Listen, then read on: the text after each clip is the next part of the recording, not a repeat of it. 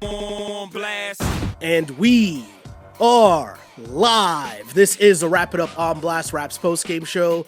As always, my name is Sheldon Alexander, and this episode of Wrap It Up is brought to you by Clean Cuts Barbershop, 2013 Danforth Avenue in the east end of Toronto. Clean Cuts, the multicultural barbers that will always keep you fresh for any and all occasions. So go see Skip and the crew. As a wise man once said, tell them that I sent ya. Check them out on Instagram at Clean Cuts Toronto or give them a call, 416-917-4833 to book your appointments now.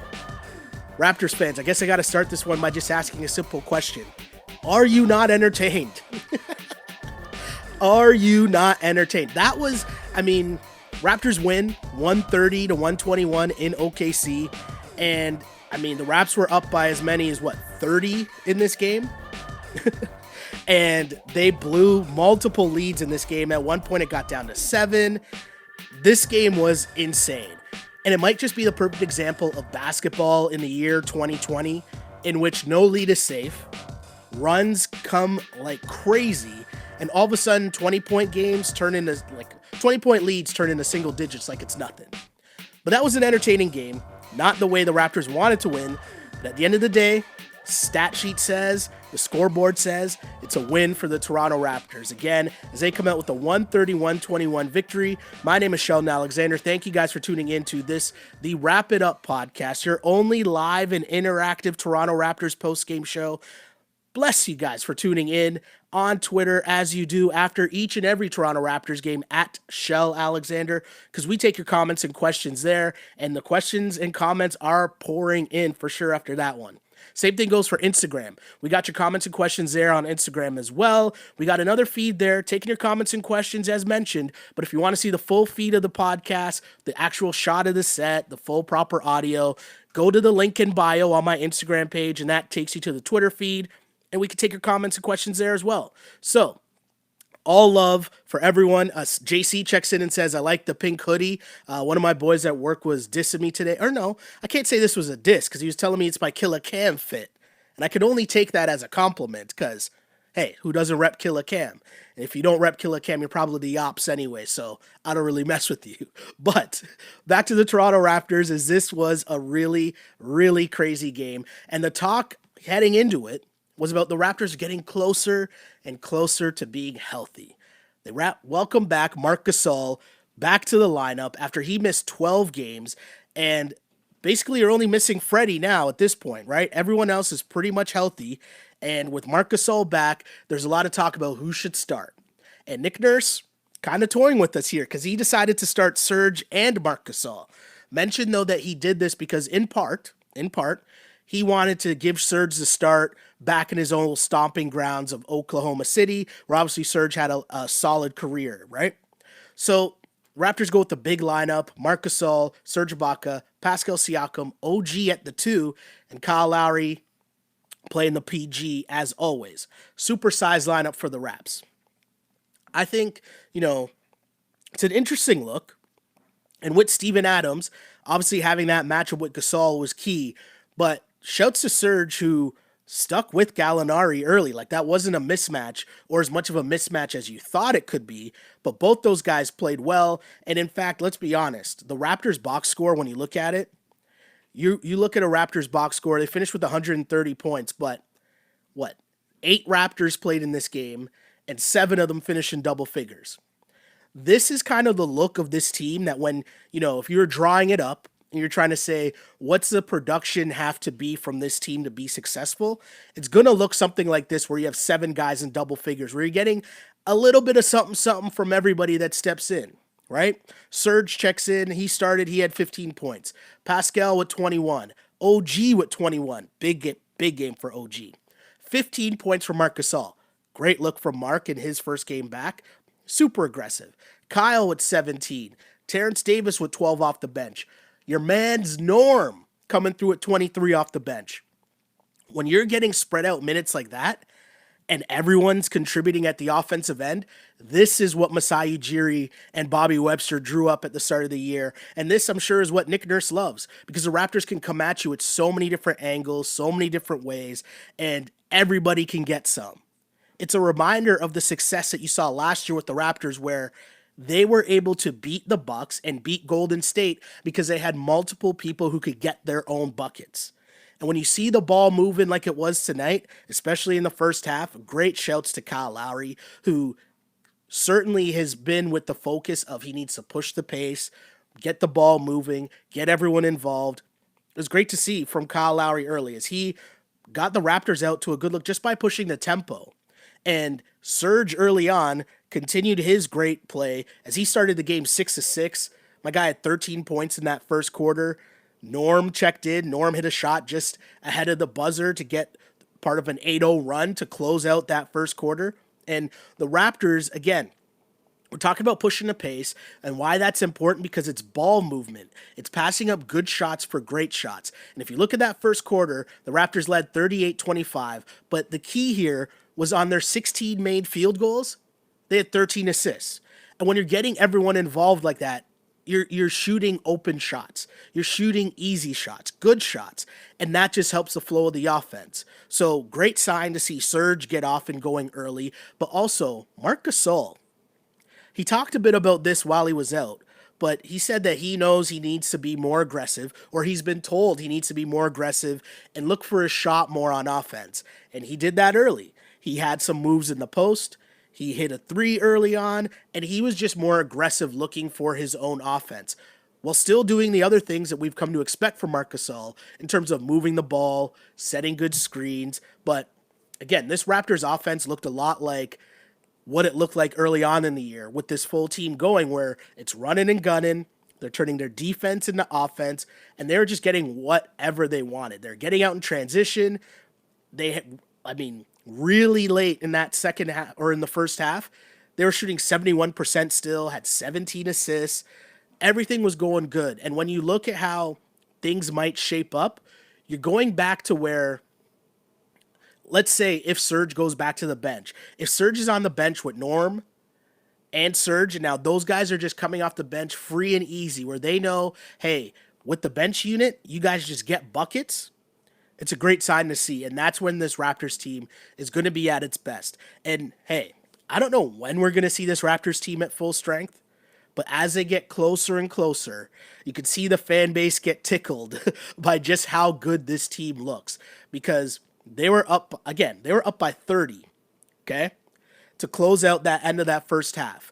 And if not for a crazy 12-0 run by Oklahoma City, in which they hit all 4 3-pointers to cut the lead to 18, this might have been blowout city from the first half. Again, imagine that. You score 12 points, a 12-0 run to end the half, and you're still down by 18. But it was still a sign of things to come in terms of the Raptors extending their lead and then somehow OKC making a run to come back. But at halftime, as mentioned, Raptors up 18, 73-55. And at that point already, at the half, already 5 Raptors in double digits.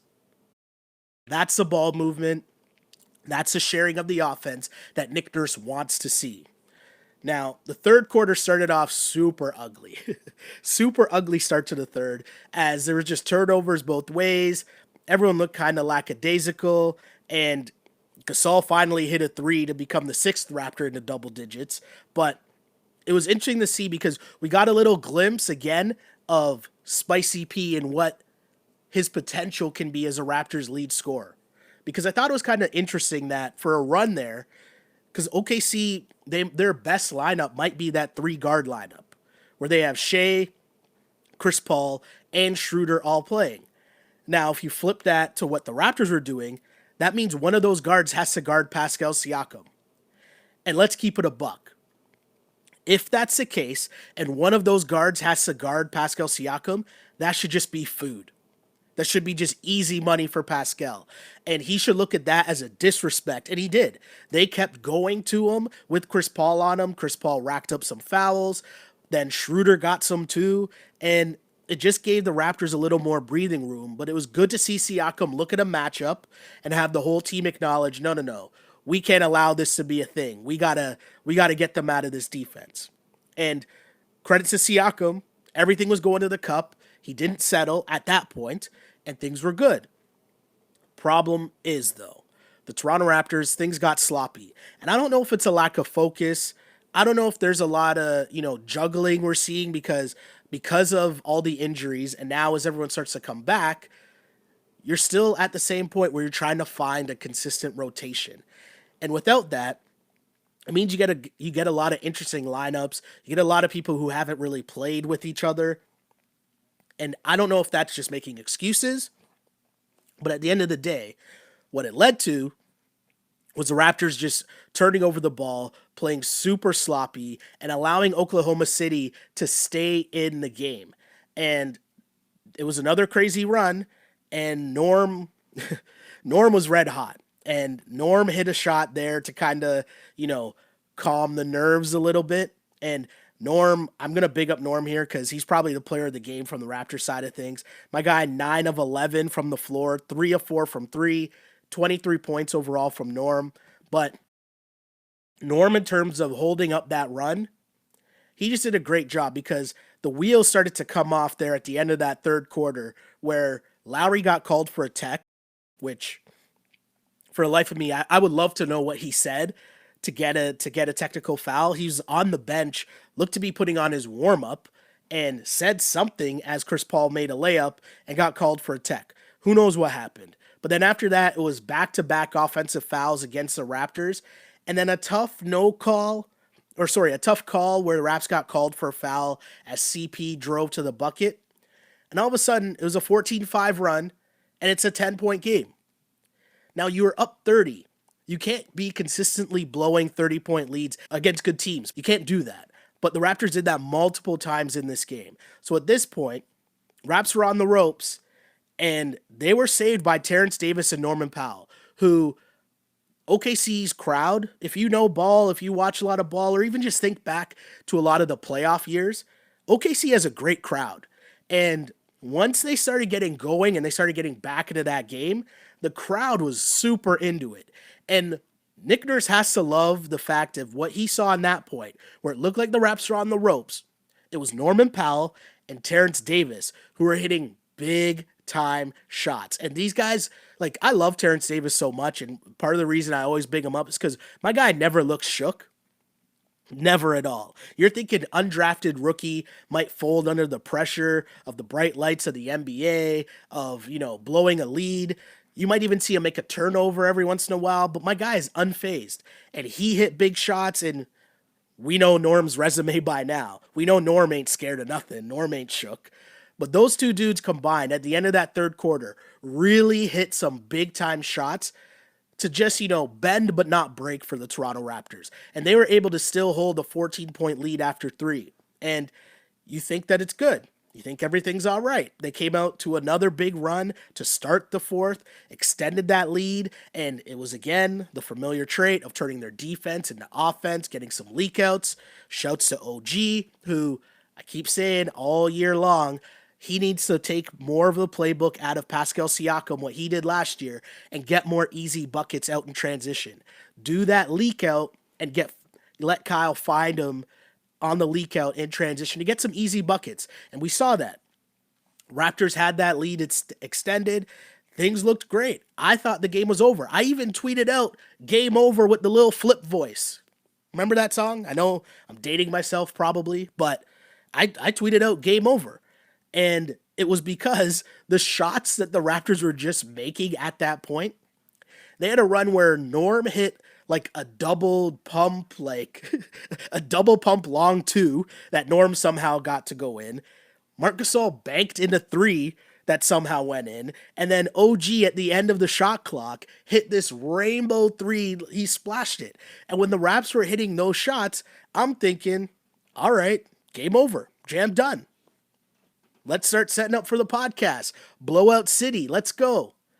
But got to give this Thunder team credit because they did not give up. They kept coming and went on another crazy run, a 14-0 run at this point to cut the lead to 7. And it was Terrence Davis and Norm came out.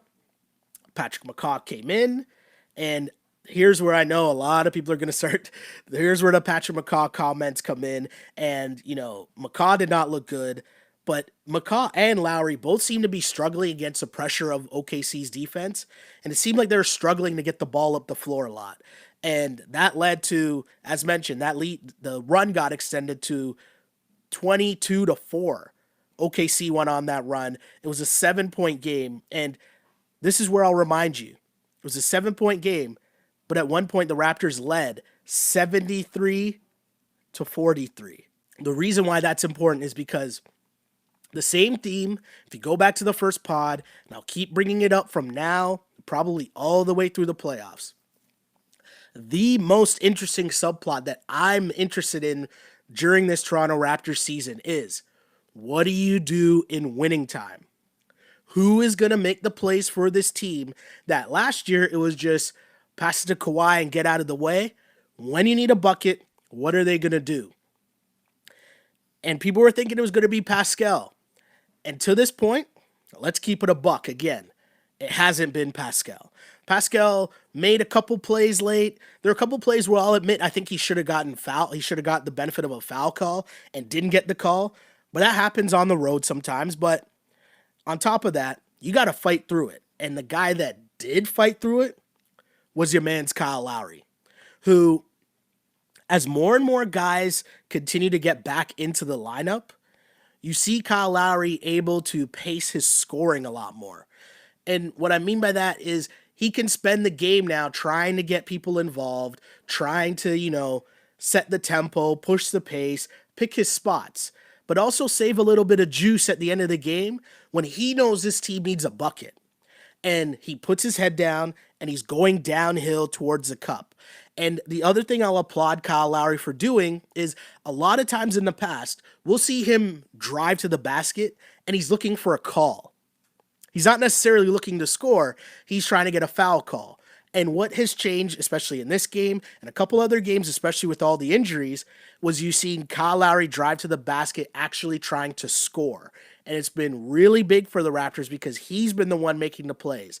And as Pascal develops, hey, maybe that turns into Pascal. But it's a reminder that it doesn't just come right away, right? Experience matters in those instances. Knowing and trusting what your go-to move is that works, not just in the second quarter when defenses might be a little more lax, but no, your go-to move when you need a bucket. What is your hezzy off the dribble move that gets you the extra step? Can you finish at the cup? Kyle Lowry has done a really good job at that point where I feel like in years past, he was caught driving to the basket, almost begging for calls.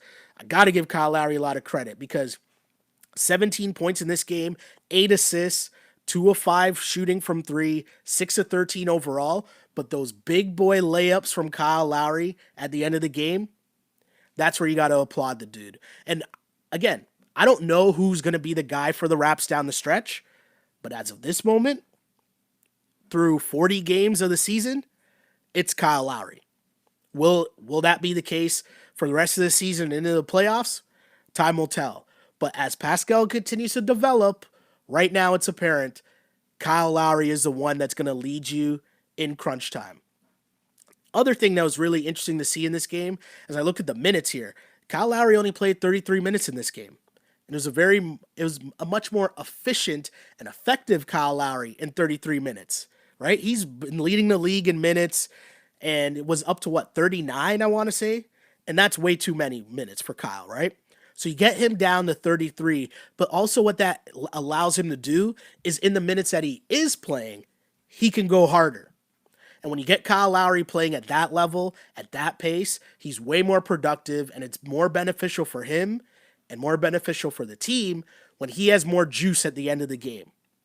So great look for Kyle Lowry. Great look for the Toronto Raptors, again, as they win this game 130-121, and they blew multiple leads.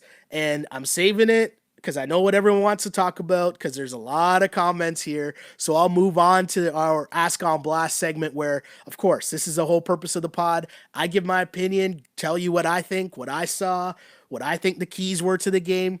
But then, of course, because we are live and interactive, I want to take your comments and questions, and we do that on Twitter at Shell Alexander and on Instagram at Sheldon Alexander. So let's go to Twitter first. And Chase says, Sheldon, please explain what Powell has that Siakam lacks. I don't get it. I think it's mindset. Norm has always had the utmost confidence that he will hit every single shot. And Norm has continued to improve. The only thing he was lacking was consistency. But in his mind, he will take and make every single shot. And what we're seeing now, maybe his work ethic in the gym, in terms of, we know they mentioned it during the game, but we know that he did some work with the Mamba, with Kobe in the offseason. But either way, Norm's game looks a lot more polished. He looks a lot more confident in his go-to moves. He just knows what shots he can make, how he can get to the basket. He's just way more confident in his game this season. That's what we're seeing.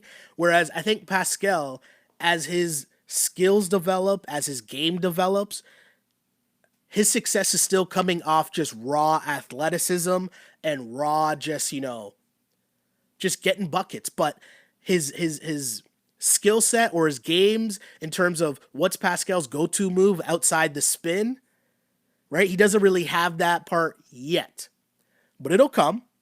It'll come for sure. We know that. We've seen Pascal improve dramatically each and every year he's been in the league. We've seen the work he puts in with Rico Hines to know that my guy's going to come back with another added tool in his tool belt, right? He shoots 3-point shots like it's nothing now, shoots it with extreme confidence. So it's just more repetition for Pascal, and also having an understanding of how defenses are going to play him. Because he's in a position where, again, his success to me still comes from getting out and running and getting out in transition. And I think that's been super key for Pascal. Whereas Norm, in the half court, Norm knows his move. And what I mean by your move is 1-2 dribble, shot up. 1-2 dribble, get to the cup and be explosive and finish hard. Whereas a lot of times you'll notice Pascal will drive to the basket and he's trying to lay it up. Norm knows now when he's driving to the basket and there's a chance there might be defenders, he's going up strong. Now, Pascal will figure it out. I'm not worried about Pascal at this point because he's still on the up and up, so you take it. But either way, gotta applaud Norm for the work that he's done, because my guy has improved drastically. Let's get to some more comments. So Lamonk checks in and says, last game, Norm should have had the last shot, but because of Siakam. Norm, I don't know. I still think it goes to Kyle first. But if I'm ranking who should take the shots at this point, and I know Freddie's not in the lineup, but I'd rank it Kyle, then Norm, then Pascal at this point. That's just me. And when I say getting the last shot, I mean making the decision, because that could still be a Kyle Lowry drive and pick and roll to Surge or something like that, right? But Kyle, in terms of making the decision, that's who I go through. That's who I would go through first. Len says, Siakam still needs aggressiveness and confidence to be the closer. I'd say Freddie and Lowry would be the closers. And let's not forget that Gasol is also a reliable vet in the clutch. Interesting. I think that makes sense. Freddie, again, I mean, we're still living in the dreams of watching what Freddie did in the playoffs, obviously, or in the finals against Golden State. So that's an interesting one for sure. But Freddie is super confident as well. Freddie has no fear. He's not shook. He wants to smoke. And I think that that's a big part, because you might see players who are good and who can get buckets, but it's a different mental. It's a different animal to want it and do it in the clutch. More comments, though, on Twitter. Norm is so good. Like, he's never got injured and was away. Awesome. It's true. Norman Powell remains red hot. He was on the best stretch of his career before he got hurt, and since he's come back, he's just continued that.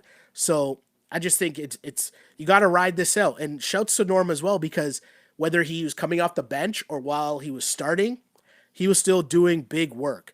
And I think that's cool to see Norm, because we've watched him year in and year out develop, and we've pleaded to see the some consistency from Norm. So to now finally see it, it's great. Dara checks in and says, Hi, Shell. Keep up the great work. Powell finally becoming consistent will give Masai more options. Totally true, as we all know what's looming. I mean, the trade deadline, obviously, but we'll talk about that. More time to talk about that another day. Let's get to the topic that I know everybody wants to talk about here. And Jalen on Twitter checks in and says, McCaw is trash. With TD2 and Norm in the lineup, dude should not be getting double digit minutes. And there's a lot of people asking about Patrick McCaw, and I still don't really understand why Patrick McCaw is such a huge topic in Raptorland. People seem to have such strong hate for Patrick McCaw, and I don't really get it. But I will say in terms of this game, there's no way Patrick McCaw should have been in that game late. I understand why Nurse turns to him because you want someone who's solely focused on defense to be in the lineup, especially when Oklahoma City is throwing out that 3 guard lineup of Shea, Schroeder, and CP. Norm is a solid defender for sure. Terrence Davis, we've seen he's a pretty good defender. But at the same time, I get the understanding. I understand the thought process of having McCaw out there to try to stop one of those guys or who's going to be solely focused on playing defense. But the problem is he can't be that much of a liability as he was on offense. And my guy couldn't even dribble the ball up the floor. And to be honest, that's completely unacceptable. And, did McCaw look great? No, of course not. It looked bad. But what made it look even worse, like 10 times worse, was the fact that Terrence Davis and Norman Powell were playing so great. That's what made it so much worse. So I'm never going to get on McCaw because I don't have huge expectations for McCaw. I understand why Nick Nurse puts him out there because he knows bare minimum he's going to play tough defense. And if you think about it, what caused the run against the Raptors in the first place was a lack of defense. OKC started getting whatever they wanted. They're getting paint touches, which led to open threes, which led to Shea and Chris Paul feeling it and going ham. So I understand why you would think to put in McCaw in that moment, but my guy can't be a liability like that. And maybe the answer is just to say, hey, remind Terrence or Norm, whoever. And hey, they went back to Norm. So shouts to Nick Nurse, who obviously pulls all the right strings. But you just give the reminder to those guys, hey, got to remember to play defense, got to keep these guys out of the paint. Because in crunch time, and we know McCaw's not going to be out there in crunch time when the team is at full strength. We know that. And that's what I mean in terms of I don't get why everyone is, as soon as McCaw checks in, people are mad. And yeah, he played a lot of minutes. Probably too many minutes in this game. McCaw with 25 minutes. But, I'm not that mad at Patrick McCaw. Do I wish he could dribble the ball over half court? Of course. But if you were paying attention, Kyle also wasn't having the easiest of times getting the ball up the floor either, right? Show me the lie, people. Show me the lie. We the Mutt checks in and says, we need someone strong who can drive the ball and shoot from the paint. To be honest, there are games where our threes are not going in. It's an interesting point you bring up there. And I'm going to say this because game after game, if you're paying attention, the broadcast talks a lot about the discrepancy between free throws between the Raptors and whomever they're playing against. And here's the thing that I'll ask you to pay attention to, right? And it evened up kind of towards the end. I mean, OKC finished with 20 free throw attempts, Raptors with 15. But the Raptors, in the way that they play, they don't really have someone who gets to the free throw line a lot. By design in terms of style of play. A lot of the times, the Raptors you see driving to the cup, unless Kyle is focused, unless Kyle is on one, it's very finesse going to the basket. And I think a lot of that is, Siakam maybe can be that guy, because there's a couple calls each game I feel like Siakam could be getting. You know what I mean? He probably should be shooting, let's say, 2 more free throws a night. But overall, still, a lot of times when he's driving to the basket, it's very finesse and he looks out of control. And the refs aren't going to give you those calls. They're just not. So the free throws are going to be a thing. And it's just going to be, you got to put it in the ref's hands and drive to the basket aggressively. Try to dunk on someone. force the refs to make that call against the other team, and then you'll see the free throw numbers go up. But as the Raptors currently play now, they don't really have that guy whose game is, designed in a way that, hey, I'm trying to get to the free throw line. Think about your boy DeMar, right? What he did so well. But people still want to talk about McCaw, so I'm going to read some more comments. JC says, honestly, I trust Nick Nurse when it comes to McCaw. That's a great point. Nick Nurse obviously is Patrick McCaw's number one fan, and as long as Nick Nurse is riding with McCaw, who are we to disrespect to God Nick Nurse or question what Nick Nurse is doing? He clearly knows more than we do, and again, I'll always point to the fact that I just think it's defense. When you have, especially a lineup like OKC has, you need someone who's just going to be focused on defense. And I guess that's why he went back to McCaw. Did it work? No. That's going to happen. But that's also what the regular season is for, to figure out these things, to figure out who you can put in at what times, and what you can get from certain dudes at certain times in a game. Jay Shutterberg on Twitter says, McCaw looks awkward most times, to me anyways. McCaw also makes mistakes at the worst times. Yeah, he had some terrible, terrible turnovers that looked like me in high school against Eastern Commerce. That's a strictly Toronto reference that, like, unless you played high school basketball or have some knowledge of high school basketball, you're not going to get that reference at all. But for those that do, salute to you guys. Sometimes my guy McCaw tells me, sometimes you make those jokes for the 3% of people that'll get it, because those 3% will really get it, and they'll appreciate you. Ragul on Instagram checks in and says, what is Shai's potential? Man, that's a great, great, great question. And it's scary because my guy is legit good. And I know that sounds so basic, but today on Tim and Sid, we had Kendrick Perkins on. And one of the things Perkins was saying was, you sometimes hear players described as he has an old soul, right? And that's Shai's game. Like, it's just so under control. It's calm and cool. It's not necessarily flashy, but my guy just seems to be everywhere and always seems to be making the right plays. Whether it's shooting the three, whether it's driving and kicking, whether it's driving to get a layup, he just seems so under control. And I mean, being able to go to the Chris Paul School of Point Guards, what better place to learn other than the point god that is Chris Paul, right? So his potential, man, the sky's the limit. And I'm so excited to see where his career goes. And I'm also so excited to see him suit up for Canada this summer too. So that'll be a lot of fun.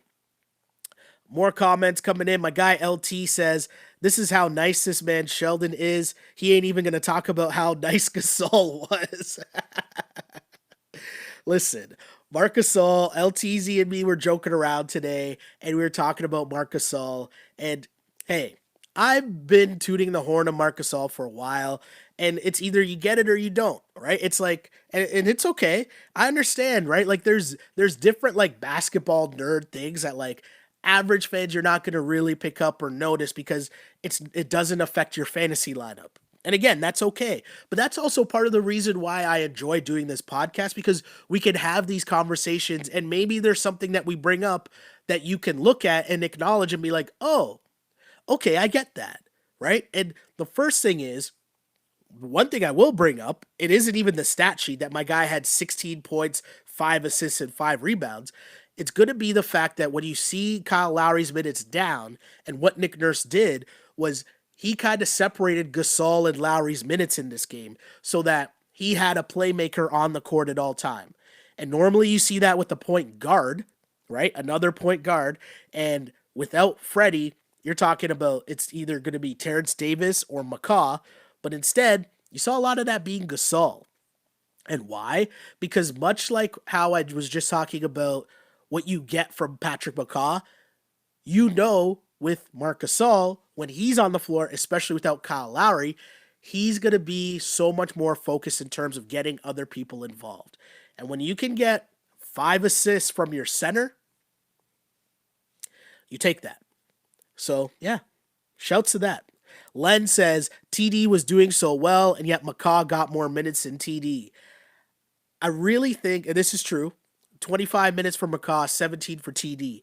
I really think Nick Nurse is really bringing along Terrence Davis nicely. He's not going to just gas him up and throw him out there and get minutes. He's going to make this kid continue to earn his minutes, and he's doing a great job at bringing him along slowly, right? Send the message when he needs to, but he's not just going to give him the rope and say, hey, you're getting the backup point guard minutes because Freddie's not here. No. He's still going to put him out in spurts and see what he does. And you talk about your 17 minutes that Terrence Davis played, you're talking 12 points, 7 rebounds, 3 assists, 3 steals, right? So you lessen the rookie's minutes, but you're able to have him focus in on this is what we need from you when you come into the game. Nick Nurse is playing it perfectly. Not even mad at that at all. So many comments. Really appreciate you guys tuning in. There's so many good comments coming in too, man. Really appreciate you guys rocking with us here on the Wrap It Up podcast. Lisa says, how about Norman? He is playing great. If he continues, Norm maybe have the breakout year. That's interesting because I think a lot of people thought this was the OG leap year, and OG has been doing all right. OG hasn't been probably as consistent as you want him to be, but I feel like Norm is taking the leap that you were hoping OG took, or that you were hoping somebody took after the leap we watched Pascal take last year. So it's fun to watch. And hopefully Norm can continue to ride it out. But between being in Kawhi school last year, Kobe school in the offseason, Norm, man, what's Norm's potential? I don't know. Kevin Jason checks in on Instagram and says, TD's confidence is on another level. Dude was trash talking CP. It's true, man. And the reason why I love watching Terrence Davis so much, and I'm so excited to see what happens with his career, is because, as mentioned, my guy's not scared. Talking trash to CP, there's he hit a big time bucket and he's just smiling, right? The Raptors are blowing the lead. The OKC crowd is getting so hype, and my guy's just knocking down shots and then laughing. The Rook, man, shouts to Masai. So many comments. I really appreciate you guys, and I wish I could get to all these comments. Let's see. Len says, when McCaw gave the ball to OG and had him bring the ball up, I was a savant because I knew there would be a turnover. Well played. Let's see what else is going on here. Coach Flores says, Raps are closers as a whole. They know what it takes to win. If healthy, they deserve the benefit of the doubt. They hungry. That I don't buy into that. I don't agree with that at all. I think when it comes down to late games, you need one dude that you know is going to make a play for you. And especially if you're in a situation where you're not getting, because the game's going to slow down and it's going to come down to who can make a play. And I think that's where it becomes so much more important to have someone who's going to be the creator for you. But again, thank you guys for tuning in and really appreciate the so many comments. Just know that, really appreciate you guys rocking with me live on Twitter at Shell Alexander. So many comments and questions there. Same thing goes for Instagram at Sheldon Alexander. But just know, we do the podcast live, but the conversation continues 24/7 wherever we post the podcast. So even if you listen, just know the comment section is ablaze everywhere on iTunes, SoundCloud, Google Play, Spotify, YouTube. The comment section is crazy and it's so much fun. So many like-minded Raptors fans sharing in the giddiness of a great Toronto Raptors season. And if you want to find the pod, like and subscribe, support us, support the pod, support the movement that is a Wrap It Up podcast. Just search on any of those platforms, On Blast Podcast. Just remember, On Blast is a network, Wrap It Up is a show. And I'm really blessed that we have so many people tuning in to rock with us because, again, this is super cool, man. We created a platform that is the only live and interactive Raptors post-game show here for you guys after each and every Toronto Raptor game. And I wouldn't be able to do this without you guys writing in with all your comments and the same people rocking out with us after each and every game. Shouts to Alex, who says, missed the last few pods, but glad I could tune in for this one. Great all-around performance. Alex, really appreciate you and everyone else tuning in. I see our regulars, Fly Miss, Pastor Wesley, Austin, Glow Girl Smile, Underdog Mindset. So many people. Really appreciate you guys, because without the regulars, we're nothing. And as it continues to grow and there's so many more people in the chat, this is so much fun. So really appreciate you guys. Thank you guys for tuning in to this, the Wrap It Up podcast, as the Toronto Raptors win again, 130-121 in OKC. They blow a 30-point lead a couple times and hang on to win, as the Toronto Raptors had 7 players in double digits. I give Norm Powell the player of the game, as he finished with 23 points in 27 minutes, but on 9 of 11 shooting for Norm. Marc Gasol was great in his return, as he finished with 15 points, 5 assists, 5 rebounds on 6 of 9 shooting. Great games all around from so many Raptors. And of course, I'm going to give the real game ball to Kyle Lowry, who made the big boy buckets down the stretch when the Raps were leaking oil. It looked like they were probably going to blow this game. But their vet, their OG, Kyle Lowry, came through with big boy buckets late. So again, thank you guys for tuning in with me, as you do on Twitter after each and every Raptors game, at Shell Alexander. Really appreciate you guys, because I used to pray for times like this to rhyme like this. This is the Wrap It Up on Blast Raps post-game show, as always, unpolished and unapologetic. Until next time, see ya.